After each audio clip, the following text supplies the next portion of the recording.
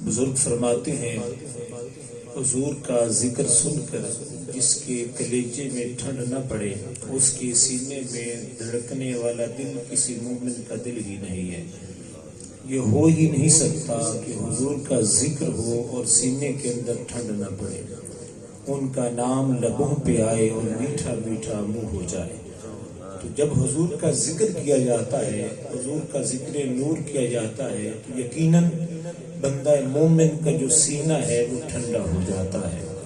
امام شافعی فرماتے ہیں کہ میرے محبوب کا ذکر کرو، میرے محبوب کی باتیں کرو، میرے محبوب کا ذکر ایسی کستوری ہے، تم جوں جوں چھیڑتے چلے جاؤ گے خوشبو مہکتی چلی جائے کہ مطرب سے کہو کہ چھیڑے ذرا اس جانے تمنا کا قصہ، مطرب سے کہو کہ چھیڑے ذرا اس جانے تمنا کا قصہ، فرقت کے بیانک لمحوں میں کچھ دل کو سہارا ہو جائے۔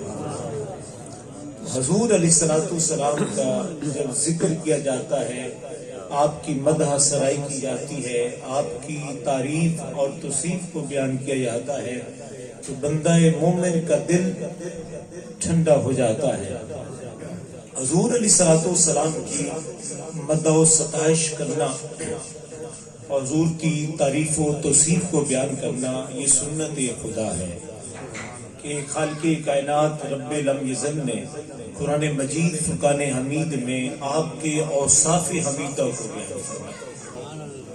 تو حضور نبی پاک صلی اللہ علیہ وآلہ وسلم کے دور انور کے اندر آپ کی مدح و ستائش کی جاتی رہی ہے، آپ کی تعریف اور توصیف کو بیان کیا جاتا رہا ہے۔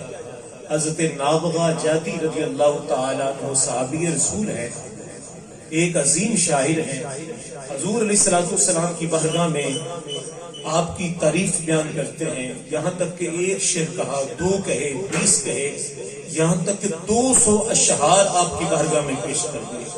نبی پاک صلی اللہ علیہ وآلہ وسلم نے مسرت کا اظہار فرمایا اور آپ نے دعا دی، فرمایا نابغہ جاؤ، اللہ پاک تیرے منہ کی مہر کو نہ توڑے۔ حضرت کرد بن اسامہ فرماتے ہیں کہ میں نے نابغہ جادی کو بڑھاپے کی حالت میں دیکھا ہے، لیکن فرماتے ہیں کہ بڑھاپے کی عمر میں بھی ان کے دانت اولوں کی طرح چمکتے تھے۔ اس لیے جان رحمت نے یہ دعا دی تھی کہ جا رب ذوالجلال تیرے منہ کی مہر کو نہ توڑے۔ حضرت کعب بن زہیر ایسا نام ہے کہ جب حضور علیہ السلام فتح مکہ کے موقع پر 10,000 کا لشکر لے کر مکہ کی طرف روانہ ہوتے ہیں، جب مکہ فتح ہو جاتا ہے تو آپ نے عام معافی کا اعلان کر دیا، جو صحن حرم میں آ جائے اسے امن دے دو، جو ابو سفیان کے گھر میں داخل ہو جائے اسے امن دے دو۔ تو آپ نے عام معافی کا اعلان کیا، لیکن چند اشخاص ایسے تھے، جان رحمت نے فرمایا اگر غلاف کعبہ کے اندر بھی چھپے ہوئے ہوں تو انہیں نکال کر قتل کر۔ ان اشخاص میں سے کعب بن زہیر کا نام لیا تھا۔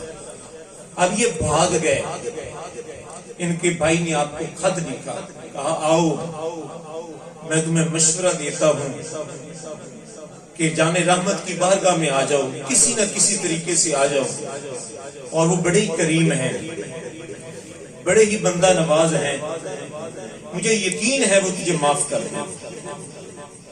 رات کی تاریکی میں اندھیرا چھا رہا تھا، حضرت کعب بن زہیر بارگاہ مصطفیٰ میں حاضر ہوتے، اپنا منہ کپڑے کے ساتھ لپیٹا ہوا ہے، آ کر عرض کرتے آقا اگر کعب کو ڈھونڈ کر لائیں تو کیا معاف کر دو گے؟